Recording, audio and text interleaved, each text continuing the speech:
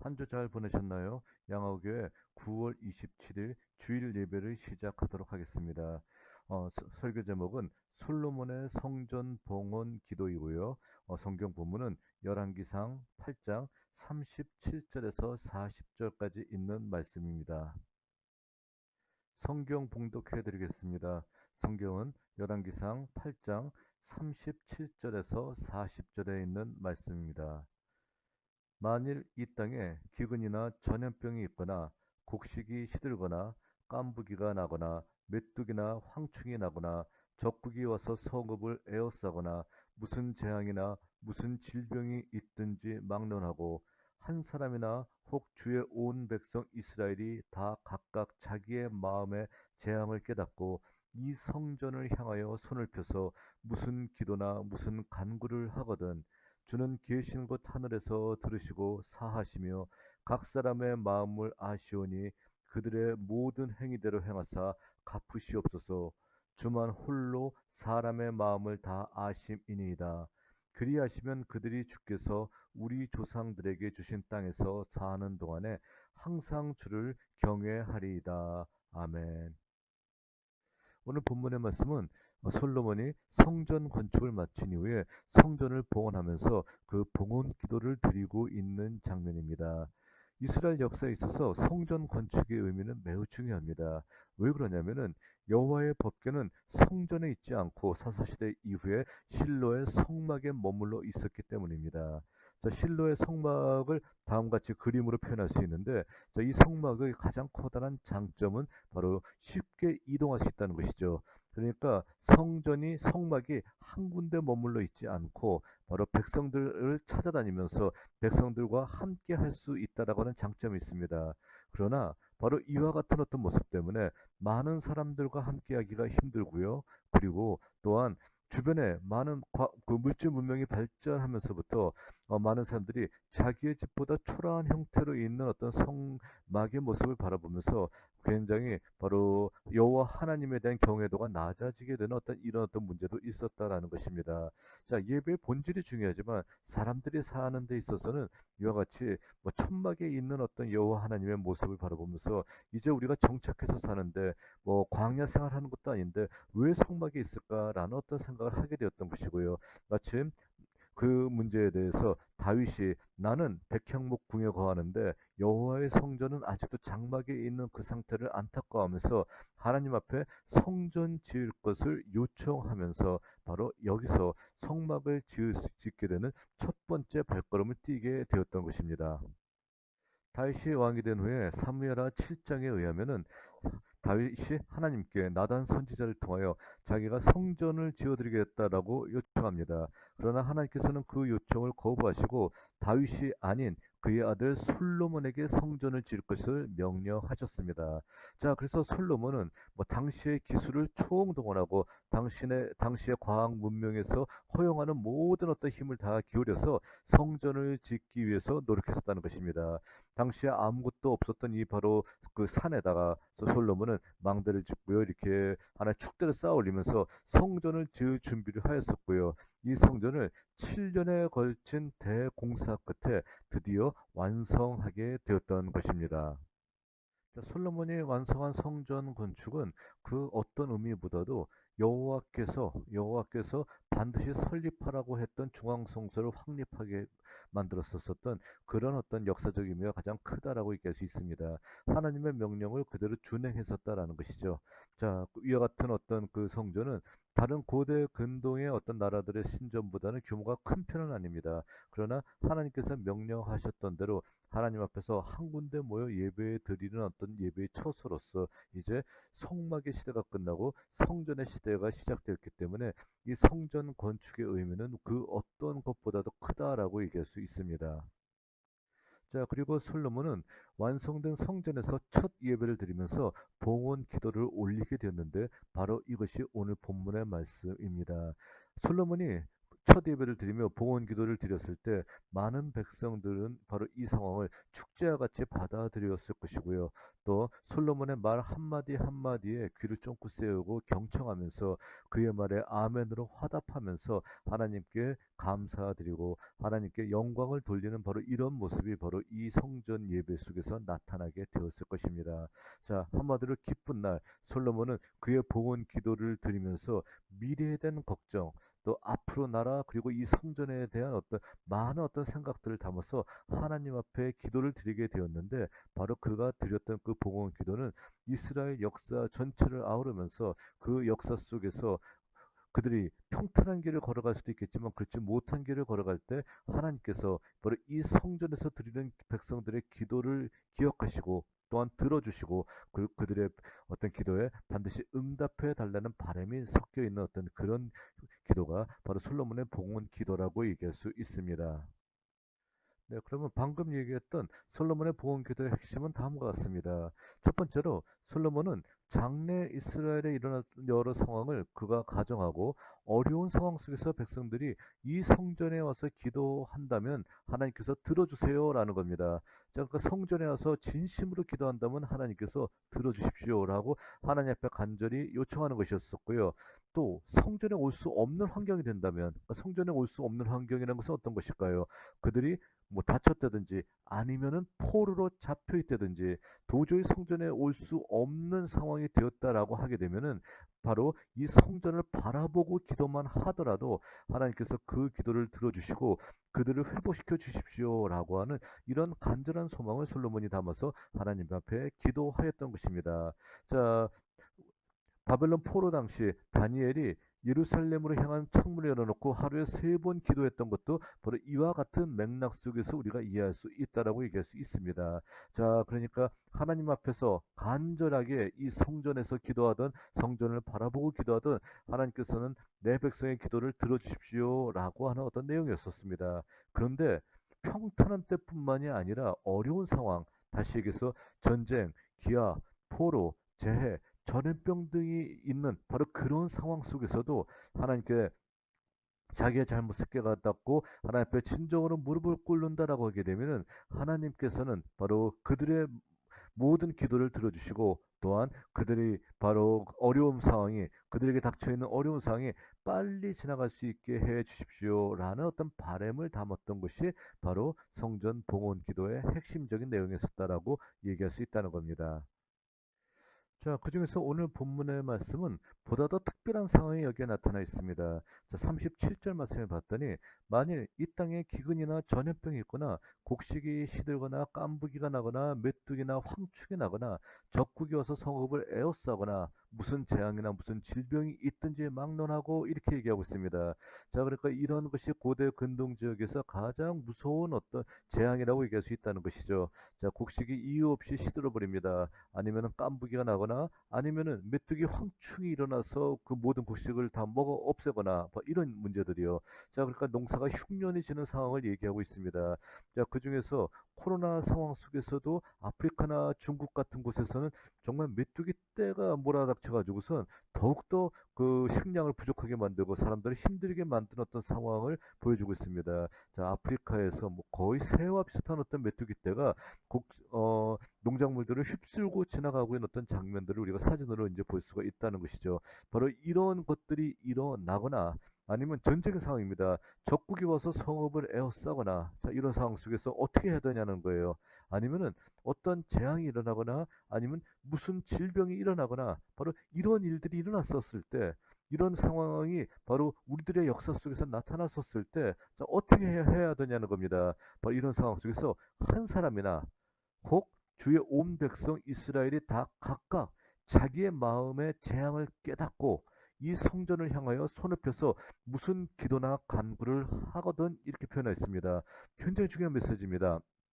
많은 사람들이 모여서 예배드리지 않아도 된다라는 거예요. 한 사람이나 아니면은 주의 온 백성 이스라엘이 다 각각 자 그러니까 모든 사람들이 모여서 함께 예배드리는 상황이 아니다 할지라도요. 아니라 할지라도 한 사람이 하나님의 전을 향해서 예배드리거나 아니면은 이스라엘이 각각 다 자기의 마음에서 이 재앙이 무슨 뜻인지 깨달았다. 하나님께서 우리들에게 이렇게 어렵게 심판의 어떤 상황을 주시는 거구나 깨닫고 이 성전을 향해서 손을 펴고 무슨 기도나 무슨 간구를 한다라고 하게 되면은 자, 그러니까 바로 백성들이 깨닫고 제각각 깨닫고 또 개인적으로 깨닫고 이 성전을 향해서 기도한다라고 하게 되면은 하나님께서 응답해 달라라고 하는 어떤 메시지가 나와 있다는 것입니다. 자, 그럴 경우 39절 말씀과 같이 주는 계신 곳 하늘에서 들으시고 사하시며 각 사람의 마음을 아시오니 그들의 행위대로 행하사 갚으시옵소서. 주만 홀로 사람의 마음을 다 아심이니이다 얘기하고 있습니다. 그들이 각각 외치는 그 모든 소리를 주님께서 하늘에서 들으시고 또한 그들의 죄를 사하시고 또한 각 사람들의 마음을 아시는 주님께서 그 모든 행위대로 행하사 그들의 모든 잘못을 다시 갚아주시고 또 용서해 주시고 또한 사람들의 마음속에 위로와 희망을 넣어 주십시오라고 강조하고 있다는 것이죠. 자, 그러니까 바로 이 말씀 속에서 어려운 일을 당했을 때, 재앙을 당했을 때 너희가 어떻게 해야 되느냐라는 어떤 메시지를 우리들에게 분명하게 얘기해 주고 있습니다. 함께 모여서 뭐 수백 수천의 사람들이 모여서 기도해라라는 메시지가 아니에요. 잘못을 깨달아 봐라. 너희들 스스로가 각자 하나님의 성전이기 때문에 너희들이 하나님의 명령과 하나님의 어떤 이 시대에 행하시는 모든 일을 바라보면서 조용히 무릎을 꿇고 그리고 너희들의 소위를 생각해보고 또한 너희들의 잘못을 깨닫고 너희 사회의 잘못을 깨닫고 너희가 무릎 꿇고 하나님 앞에 조용히 기도하여라 라고 하나님께서 말씀하신다는 겁니다. 그러면은 내가 하늘에서 그 기도를 듣고 내가 너희들에게 용서와 은혜를 반드시 베풀 것이다 라는 것을 약속해주고 있다는 것입니다. 자, 그러니까 솔로몬이 주님 이와 같이 행해 주세요라고 얘기했었을 때, 자 하나님께서 뭐라고 말씀하실지 굉장히 우리는 궁금합니다. 이건 솔로몬의 기도거든요. 솔로몬이 이렇게 기도했었을 때 하나님께서 이런 기도에 대해서 응답을 하는 어떤 모습이 응답을 하는 어떤 그 정답을 우리는 반드시 알고 싶다는 겁니다. 자, 열왕기에는 이것이 나와 있지 않습니다. 그런데 똑같은 행적을 기록했던 역대기의 말씀에 의하면은 바로 하나님께서 대답하시는 메시지가 나와 있다는 겁니다. 자, 우리는 그 말씀에 귀를 기울여야 될 것입니다. 자, 솔로몬이 봉헌 기도를 드렸을 때 여호와께서 응답을 하십니다. 자, 바로 역대기 7장 12절에서 14절에 그 말씀이 기록이 되어 있습니다. 밤에 여호와께서 솔로몬에게 나타나사 그에게 이르시되 내가 이미 네 기도를 듣고 이곳을 택하여 내가 내게 제사하는 성전을 삼았으니 여호와께서 솔로몬의 기도를 들으셨다 얘기합니다. 그리고 바로 이곳이 하나님 앞에 예배드리는 거룩한 성전으로서 내가 이미 선택했다라고 얘기하고 있다는 것입니다. 그래서 계속 말씀하시는 것이 혹 내가 하늘을 닫고 비를 내리지 아니하거나 자, 좀 가뭄에 대한 어떤 그런 재앙을 얘기하고 있습니다. 메뚜기들에게 토산을 먹게 하거나 혹 전염병이 내 백성 가운데 유행하게 할 때에 하나님께서 이 모든 일들을 주신다라는 것을 얘기하고 있다는 것이죠. 자, 그러니까 재앙도 하나님께서 주시고요. 그 중에서 기아도 있고요. 또 메뚜기로 말미암은 어떤 그런 그 재해도 있고요. 전염병도 바로 하나님께서 주시는 그런 재앙의 하나라고 얘기하는 것, 하나라는 것을 분명하게 얘기하고 있습니다. 그럴 때 내 이름으로 일컫는 내 백성이 그들의 악한 길에서 떠나 스스로 낮추고 기도하여 내 얼굴을 찾으면 내가 하늘에서 듣고 그들의 죄를 사하여 그들의 땅을 고칠지라라고 말하고 있다는 겁니다. 해답이 정확하게 나와 있는 것 같습니다. 어떻게 하라는 겁니까? 내 백성이 하나님의 백성들이 그들의 악한 길에서 떠나 그러니까 모든 재앙의 근원은 그들이 악한 길을 걸었기 때문에 있어 일어난 것이다 라는 것을 얘기하고 있죠.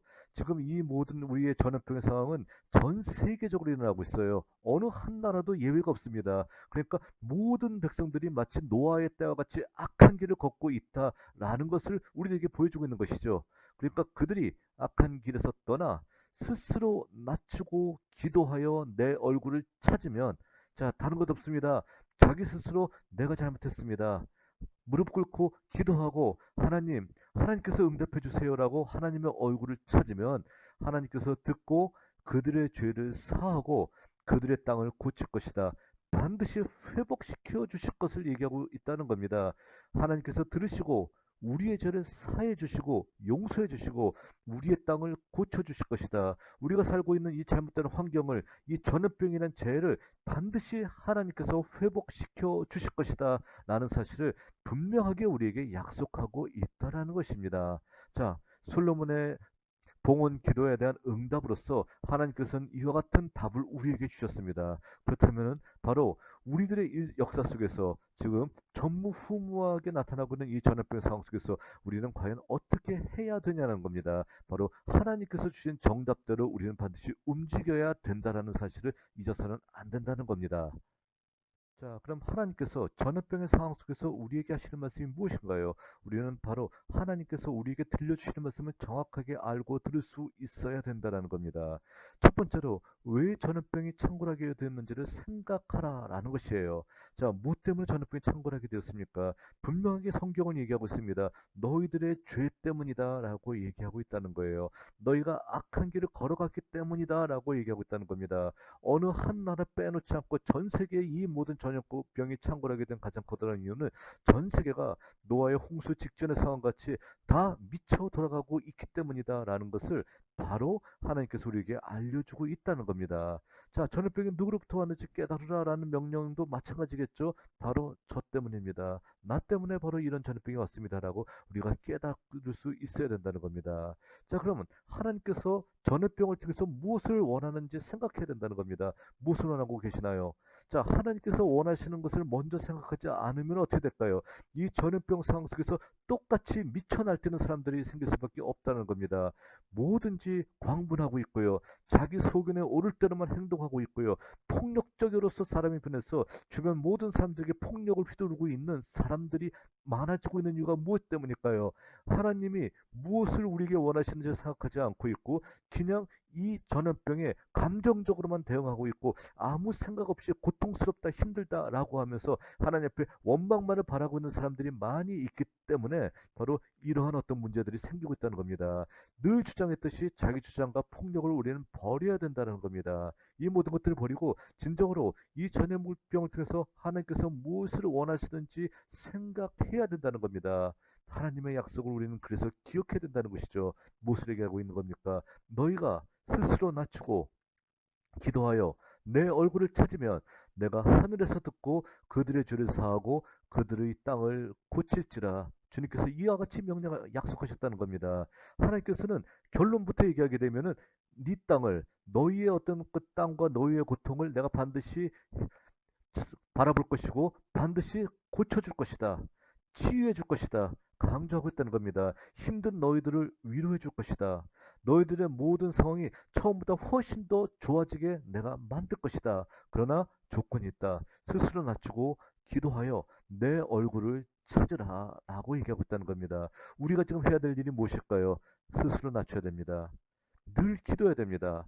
그리고 어디가 길입니까? 라고 하나님 앞에 울부짖기 전에 하나님이 어디, 하나님 나와 함께 해주세요 라면서 하나님의 얼굴을 찾으며 하나님 앞에 무릎을 꿇는 모습이 우리들에게 필요하다는 것입니다. 바로 이런 모습을 우리가 해 나간다라고 하게 되면 이 전염병의 상황 속에서도 밝은 소광을 우리는 바라볼 수 있을 것이고요. 그리고 바로 이 전염병의 상황 속에서 우리는 충분히 하나님의 위로를 받으면서 이 전염병을 통하여 우리의 어떤 하나님의 어떤 역사가 이루어짐을 깨닫고 더욱더 기뻐하면서 이 환경을 우리가 이겨낼 수가 있다는 사실을 우리가 분명하게 기억해야 된다는 것입니다.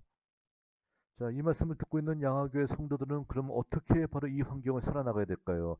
자, 저희들은 이 환경 속에서 세상 사람들과 똑같이 자기 주장과 폭력을 내세우는 사람이 되어서는 안 된다라고 하는 것입니다. 내 생각에는 말이에요, 하나님, 한다든지요. 하나님, 힘들어 죽겠습니다. 하나님, 언제나 하나님의 뜻이 나타납니까? 하나님의 뜻이 뭐 세상 속에 이루어지긴 한 건가요? 아니면 전염병의 상황 속에서 이 전염병은 하나님이 통제 못하는 그런 병이 아닌가요? 라고 하면서 하나님 앞에 오히려 원망을 바라고 있는 사람들이 되어서는 안 된다는 것이죠. 우리는 먼저 어려운 상황을 주신 하나님의 뜻을 발견하고요. 우리 스스로를 낮추고 기도하며 하나님을 찾아야 되는 사람들이 되어야 된다는 겁니다. 자, 제일 먼저 우리가 해야 될 것은 나 스스로를 돌이켜봐야 되고 나 스스로를 낮추고 그리고 스스로 기도하면서 하나님 앞에 모든 것을 내어놓고 주님 나와 함께 해 주시옵소서. 내게 위로를 주시옵소서. 또 나와 함께 하셔서 내가 이 모든 환경을 이길 수 있는 힘을 주시옵소서라고 하나님 앞에 기도하는 것이 우리가 제일 처음에 해야 될 일일 것이라는 겁니다. 자, 이럴 경우 하나님께서는 그 기도를 들으시고 그들의 죄를 사하여 주시고 우리의 죄겠죠. 우리의 죄를 사하여 주시고 그 모든 어려움 속에 어려운 상황을 반드시 회복의 정황으로 돌려놓으신다는 겁니다. 아니 하나님이라고 하더라도 이거 쉽게 돌릴 수 없을 것 같아. 이렇게 생각하시나요? 믿음이 적은 자들아 왜 의심하느냐라는 말을 들을 수밖에 없습니다. 하나님이시기 때문에 가능하다는 거예요. 사람으로서는 이 일을 금방 단숨에 돌려놓을 수 없지만 하나님의 놀라운 역사가 시작되게 되면은 이 모든 전염병은 금방 모든 것이 정상으로 회복되고 있고 하나님의 놀라운 역사를 말미암아서 아름다운 회복의 상황이 바로 우리 눈앞에까지 와 있다는 사실을 우리가 반드시 기억해야 된다라는 겁니다. 그래서 불가능을 가능하게 하시는 하나님을 믿고 의지함을 통하여 이 어려움을 극복해야 되는 것이고요. 그리고 이 어려움 가운데서도 하나님을 절대 놓지 말고 하나님을 늘 끝까지 의지하면서 이 어려움을 함께 주님과 더불어 극복해 나간다라고 하게 되면은 바로 이 어려움 속에서 더욱더 발전된 우리들의 모습과 그리고 더욱더 쌓이는 하늘의 영광을 바라보면서 우리 역시 기뻐할 수 있다는 사실을 우리가 늘 기억해야 될 것입니다. 기도하겠습니다. 모든 삶 속에서 우리와 함께 계신 주님께 다시 한번 깊은 감사를 드립니다. 하나님께서 우리들에게 여러 가지 기쁜 환경, 복과 같은 환경을 주시기도 하셨고, 또한 여러 가지 재앙과 같은 환경도 우리에게 주시오니, 주님이 주신 모든 환경을 기쁘게 받아들일 수 있게 도와주시고, 하나님께서 주신 이 환경 속에서 우리가 먼저 스스로를 깨닫고, 스스로를 낮추고, 하나님 앞에 무릎 꿇고 기도하며, 이 어려운 환경의 속에서 하나님의 긍휼을 바라며 이 환경을 이길 수 있는 저희들 될 수 있게 도와주십소서. 주님께서도 우리의 기도를 들으시고 주님께서 직접 활동하시사 이 모든 재앙을 싹 쓸어버리시고 하나님의 어떤 그 복된 환경이 바로 우리 앞에 임할 수 있도록 주님께서 우리의 삶과 언제나 늘 항상 함께하여 주시옵소서. 기쁜 명절을 맞았지만 그 명절을 마냥 기뻐할 수 없는 성도들을 기억해 주시고 이들을 위로해 주시며 이들이 그럼에도 불구하고 하나님께서 주신 귀한 명절을 기쁘게 잘 마치고 다음 주 더욱더 건강한 모습으로서 우리와 함께 할 수 있기를 바라오니 주님께서 이루어 주시옵소서. 예수님의 이름으로 기도하였습니다. 아멘. 자, 광고 말씀드리겠습니다. 민족의 명절인 추석을 주 안에서 잘 보낼 수 있기를 바라겠습니다. 자, 그리고 뭐 가급적 가족들만 만나고요. 그리고 주변의 어떤 왕래는 여러분들 가급적 하지 않았으면 좋을 것 같습니다. 왜냐하면 아직까지 우리가 전염병의 어떤 그 중앙에 위치하고 있기 때문에 자, 많이 움직이면 움직일수록 저희들이 그 질병에 노출될 가능성이 많이 있기 때문에 여러분들이 가급적 사람들 만나는 것을 많이 자제하시고요. 그리고 가족들과 기쁜 시간을 보내면서 하나님께서 우리 시대에게 주신 어떤 이 역사를 조심스럽게 여러분들이 생각하면서 기도할 수 있는 여러분들이 될 수 있기를 바라겠습니다. 자, 그리고 두 번째 광고는요. 다음 주 예배까지만 저희들이 비대면을 드리도록 하겠습니다. 자, 10월 4일이죠. 10월 4일 예배까지만 비대면을 드리고요. 10월 11일 예배부터는 대면 예배를 드리도록 하겠습니다. 자, 상황이 어떻게 되든지 일단 10월 11일부터는 거의 무조건 대면 예배를 드리도록 하겠습니다. 자, 뭐 상황이 아주 안 좋아지면은 그때 다시 광고 드리겠지만 지금 상황을 봤었을 때 10월 11일 정도면은 뭐 추석 연휴 기간 중에 뭐 커다란 그 감염만 발생하지 않는다면은 아무 문제가 없지 않을까 생각을 합니다. 자, 여러분들이 이를 위해서 기도해 주시고요. 저희들이 어서 빨리 다시 만나서 귀한 어떤 대면 예배를 드릴 수 있었으면 참 좋겠습니다. 하나님께 이것도 함께 기도의 제목으로서 저희들이 함께 기도했으면 좋을 것 같습니다. 자, 그리고 뭐 어떤 상황이지만 어떤 상황이 뭐 굉장히 어려운 상황이긴 하지만 자 저희들 건강히 명절 잘 보내시기 바랍니다. 하나님께서 주신 어떤 이런 귀한 어떤 한가위 하나님의 은혜 안에서 건강히 잘 보내시고요. 또 건강한 모습으로서 저희들 다음 주에 다시 만나 뵐 수 있기를 바라겠습니다. 축도함으로 예배 마치겠습니다. 자, 함께 기도드리겠습니다.